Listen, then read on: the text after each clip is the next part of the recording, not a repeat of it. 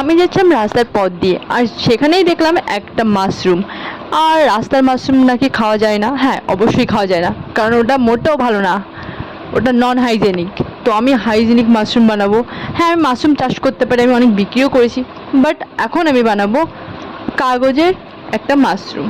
তো কাগজের মাশরুম দেওয়ার জন্য প্রথমে আমাকে কাগজ কিনতে হয়েছে অনেকগুলো পয়সা খরচা করে। সেই কাগজগুলোকে আমার কষ্ট করে কাঁচি দিয়ে কুচকুট করে কাটতে হয়েছে।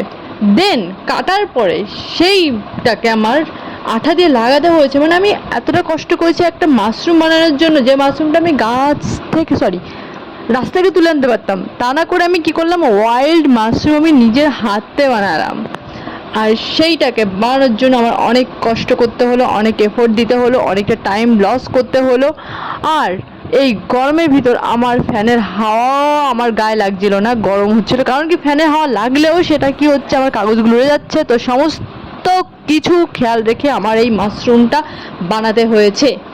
তো এইভাবে করতে করতে করতে করতে আমার মাশরুমটা প্রায় শেষের দিকে চলে এসছে। আমার সমস্ত কাগজগুলো গোল গোল গোল গোল গোল গোল পাকিয়ে একদম গোল হয়ে গেছে, আর মাশরুমের শেপে চলে এসছে। আমি ওটাকে ফুটো করে বসিয়ে দিলাম, মাশরুম তৈরি।